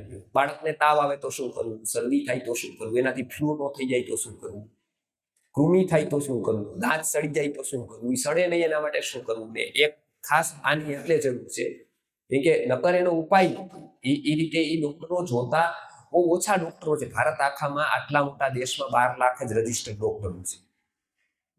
એમાં પણ 10% જે એવું કહેવાય કે જે એક્સપર્ટાઇઝ છે ને ભાવના જેવા તો 10% નીકળે. એ 10%માં પણ એક્ટિવ હોય આ કાર્યમાં અને જેની પાસે આ સમય એવા 2-5% જ છે. હવે એનો આપણો યોગ થવો બહુ મુશ્કેલ છે. એની એક સદૌષધિની વાત કરું આપણે, પછી આપણે કદાચ બ્રેક લઈએ થોડો. કે ભીમાભાઈ છે, મારે આજે આવ્યા નથી, ભીમાભાઈ સુત્રેજ આવવાના હતા. એ ત્યાં પોરબંદર રહે છે. એમની દીકરી બહુ સુખી પરિવાર, એ એમની દીકરી, એને ત્યાં એક દીકરી 3 વર્ષ, એ આવ્યા કે ભાઈ આ પેટનો દુખાવો એને મળતો નથી, જો પેટમાં ખૂબ દુખે રહીનું છે. બધા રિપોર્ટ કરાવ્યા, બધું નોર્મલ. ગેસ્ટ્રોએન્ટ્રોલોજીસ્ટ પાસે ગયા. મારા પણ એક મિત્ર છે, મેં એમને ફોરવર્ડ કર્યા, ગેસ્ટ્રોએન્ટ્રોલોજીસ્ટ સુભદ્રાવાળા, અમદાવાદ. ત્યારે અમદાવાદ પ્રોગ્રામ થયું ત્યારે નિયમિત હોય, એટલે ત્યાં કાંઈ તકલીફ નહીં તો પછી દુખાવો મટે નહીં. એટલે અચાનક અમે જોઈએ કે ભાઈ આહાર કેવો લે છે, પાણી. હવે જોયું તો પાણી હાર્ડ વોટર લાગ્યું કે અમારી પાસે તો સારામાં સારા મશીન છે એમાંથી પાણી, પણ એને કીધું તો હાર્ડ વોટર કહેવાય. જે પણ તમે મશીનમાંથી પાસ કરો તો એ પાણીમાં એ ચેન્જીસ કરે, પણ પાણીનું સ્ટ્રક્ચર ન ફેરવી શકે. એ તો હોય એવું જ નહીં. તો કે કેવું છે, મેં કીધું સૌથી સારું બાળકો માટે અંતરિક્ષનું જળ કહેવાય, વરસાદ. એ અમારે ન મળી. એટલે એમ કીધું કે એક દવા તમને દઈશ, પણ એ દેવાની એની સાથે તો જ છે દવા. એટલે વ્યક્તિઓને મારે એવું કમ્પલસરી કેવું પડે, નકર તમે પેલી ઘડીએ તો બીજા બધા ના જ પડે કે આવું ન થાય. અમે કંઈક પણ કહીએ કે આવવાનું કયો વાર, તો કે આ તો કે તો ન ફાવે. કેમ કે ફાવે બધું. આજે સાહેબને ફાવ્યું નહીં, બધું મને ફાવ્યું, કમલનયન ભાઈ ફાવ્યું, એમના ઘરના બધા ફાવ્યું, બધા ફાવે છે. સ્થળ ફાવ્યું, આ ફાવ્યું, કેમ આપણી પ્રાયોરિટી સેટ થાય ને બધું ફાવે. એનો મતલબ એક જ થાય, આપણી પ્રાયોરિટી નથી. બાકી હમણાં એમ કહીએ પ્રધાનમંત્રીએ બોલાવ્યા છે અને મંગળવારની એપોઇન્ટમેન્ટ બોલવામાંથી કોણ ન જાય? દુકાન બંધ કરીને જાય કે નહીં, આપણે ફેક્ટરી બંધ કરીને જાય કે નહીં? કેમ કે ત્યાં પ્રાયોરિટી લાગે. આપણા બાળક માટે કઈ શીખ્યું? પ્રાયોરિટી. પેલાના કાળના લોકોની પ્રાયોરિટી હતી એટલે બાળકો સ્વસ્થ હતા. એમને નહોતું કઈ. ભગવાને ત્યારે બધાને સ્વસ્થ કર્યા ને અત્યારે બધા માંદા કરી દીધા. હોલસોલ એવું થાય કોઈ વ્યક્તિ પોતે જ એવો થઈ ગયો અજ્ઞાની, એને આવું કઈ કામ. મેં હંમેશા મારા પ્રોગ્રામો થાય ત્યારે હું કહું કે, અને વિશ્વનાથ ગુરુજી અહીંયા 4 વાર ગુજરાતના પ્રવાસ આવ્યા, એને એક વાત ગુજરાતીની મેન્ટાલિટી ખૂબ જોઈ. મુંબઈમાં રોકાણા, પુનામાં રોકાણા, અહીંયા પણ ગુજરાતી એરિયામાં આવ્યા. ગુજરાતી એરિયામાં ખૂબ કામ કર્યું. એના છેલ્લા શબ્દો હતા ગુજરાતી લોકો વિશેના. પોતે મહારાષ્ટ્રીયન હતા. ગુજરાતી વિશે એક શબ્દ એ કહેતા કે ગુજરાતી લોકોને હસાવવા ખૂબ છે. હસાવવાનો પ્રોગ્રામ રાખો તો ઓડિટોરિયમ ભરાઈ જાય.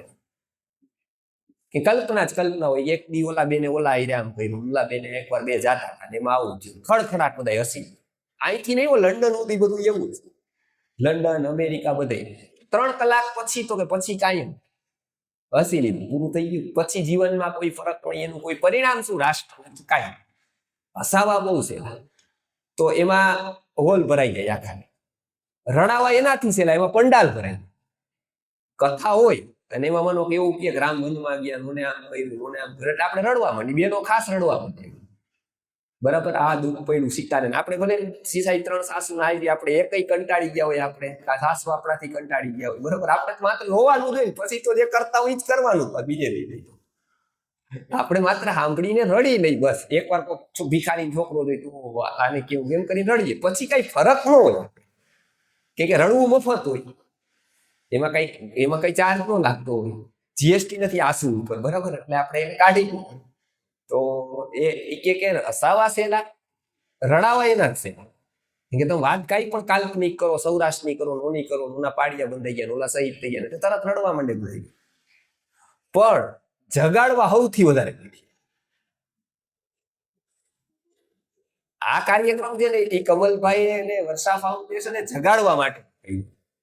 અને એટલે એમને પેલા ડિક્લેર નહોતું કહ્યું, મને કીધું ભાઈ પેલા નથી કહ્યું કાંઈ પ્રસાદ, એટલે ડેડિકેટેડ નહીં આવે પ્રીતિ ભોજનમાં. કીધું ને હમણાં અહીંયા આપણે વ્યવસ્થા, એટલે તમે લોકો તો જાગૃત છો, પણ આ જાગૃતિની આજે ખાસ સ્વાસ્થ્ય છે.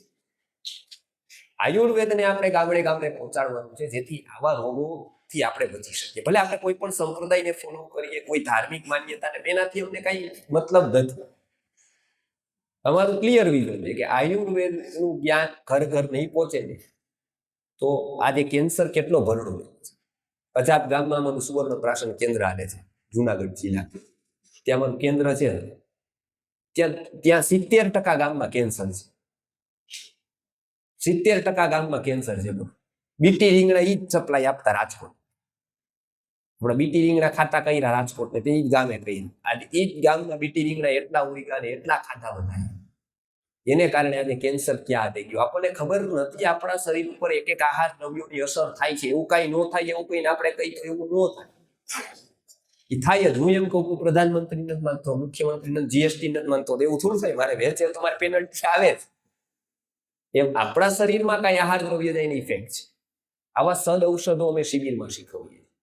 હવે એ શીખીને જાવ એટલે બાળકોને શું કરવું શું ન કરવું એનું પ્રોપર હોય. એટલે મેં ભાઈને કીધું કે તમે વોટર છે ને અંતરિક્ષ શોધ્યું, વરસાદના પાણી. એને મહેનત કરી, શોધ્યું. 3 મહિના ખાલી વરસાદનું પાણી લીધું. ભીમાભાઈ આવે ત્યારે પૂછી જોજો. 3 મહિનામાં એ બાળક, જે દીકરી હતી 3 વર્ષની, એને સંપૂર્ણ પેટનો દુખાવો હતો. બીજી કોઈ દવા, કેમ કે પાણીની આ ઇફેક્ટ છે. આપણે બાળકોને કેવું પાણી પીવડાવવું, ક્યારે પીવડાવવું એની આપણને ખબર નથી. એટલે બાળકોને યુરિનરી પ્રોબ્લેમ થાય છે, આગળ જતા કિડનીના રોગો થાય છે. કે આપણને ખબર જ નથી, જ્ઞાન જ નથી આપ્યું હોય કે ભાઈ એને પાણી કેટલું પીવડાવવું જોઈએ, કેવી રીતે પીવડાવવું જોઈએ, એનું કેટલું કન્ઝપ્શન હોવું જોઈએ. એ કોઈ રોગ થાય છે તે આપણને કેમ ખબર પડી જાય કે એ કઈ તકલીફ થાય છે, આપણને કેવી રીતે ખબર પડે, એનું નોલેજ આપણે એ સહેલું છે. એવું નથી કે એની પાસે મેડિકલ કોલેજમાં જવું. એટલે શાસ્ત્રોક્ત આયુર્વેદા ચેનલ ચાલુ કરીને આપણને મળશે સ્કેન નો આખો ફોટો. એ ચેનલ ઉપર આપ શીખો. અને દર મંગળવારે આનું જે ભગવદ્ ગીતાનું સેશન ચાલે ઉમાભવન, એવી વિનંતી છે કે ત્યાં ખાલી 1 કલાક આપ કાઢો.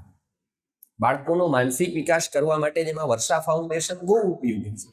કે ત્યાં આવા જગ્યાએ તમે જોડાશો ને તો તમને શું થશે કે નવી માહિતી, નવું જ્ઞાન મળશે અને તમે નવું શીખતા. કેમ કે બાળકો માટે તમે જેટલી જગ્યાએથી વધારે શીખશો ને એટલું ઉપયોગી છે. આ વિષયો બહુ જરૂરી છે. આ એક જોયું કે ભાઈ આવું એમને હોવા છતાં શારીરિક રીતે અક્ષમતા, કેટલી બધા એક્ટિવ છે એમના પત્ની, એ પોતે, કે આપણા બાળકો સારા થાય, એમનું કંઈક માનસિક વિકાસ થાય, એના માટે આ કરવું જરૂરી છે. અંતિમ છે સંસ્કાર.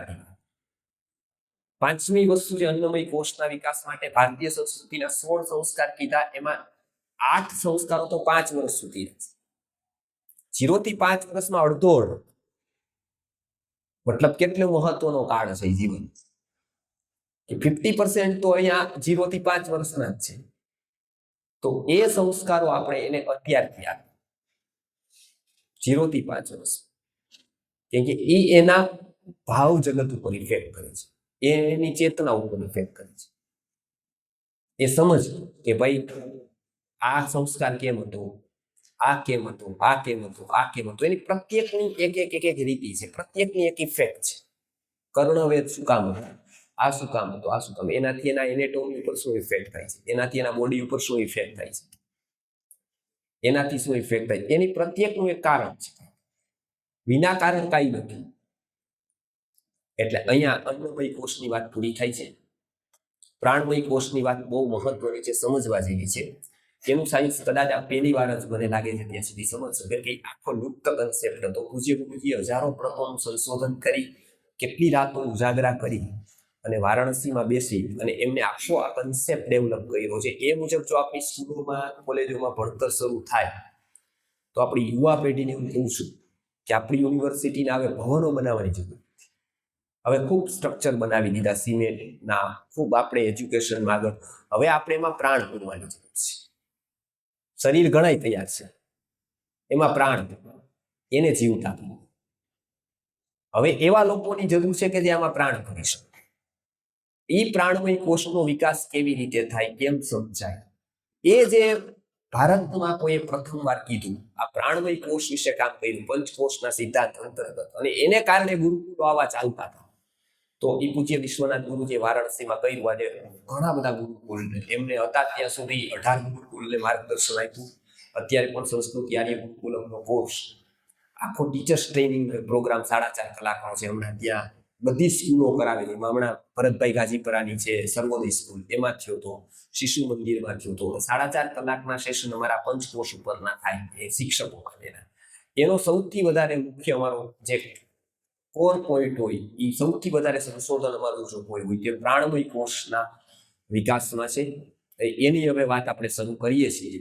તો એ ખૂબ સમજવા જેવી કે જે ટીચર્સ છે એને સમજવાની છે, માતા પિતાએ સમજવાની છે, આગેવાનોએ સમજવાની છે, આ બધા લોકોએ આ વાત સમજવાની છે પ્રાણમય કૃષિ. કે બાળકોને કેટલીક વાર આપણે વેસ્ટર્ન પેરેન્ટિંગ કરતા કરતા, સાહેબે મને વાત કરી કે તમે વેસ્ટર્ન અને મોડર્ન અને ભારતનું પેરેન્ટિંગમાં બહુ મોટું અંતર છે. કેમ કે એવું કહે છે કે તમે બાળકને જેમ કરતું હોય એમ કરવાનું. જ્યારે ભારતીય ઋષિ મુનિઓ કહે છે અજ્ઞોવૈ ભવતી બાલા પિતા ભવતી મંત્ર, કે એને કંટ્રોલર તરીકે જ તમને મૂક્યા છે, એને જેમ કરતું હોય એમ કરવા દો તો શરીરની રીતે જ સાચું બેસે. એ દોડે છે અને નીચે કઠેડો નથી, અગાસી છે, તો ત્યાં તો દોડવા દેશો તો પકડશો. વા અગ્નિ છે, બાળક દોડતું દોડતું અગ્નિ પાસે જાય છે, તમે શું કરશો? પકડશો ને. તો જેમ કરતું હોય એમ કરવા ન દેવાનું, એને સાચું શીખવાય. તો ક્યારે સાચું શીખવાય, કેવી રીતે શીખવાય, એની વાત આપણે આગળના સેશનમાં કરશું.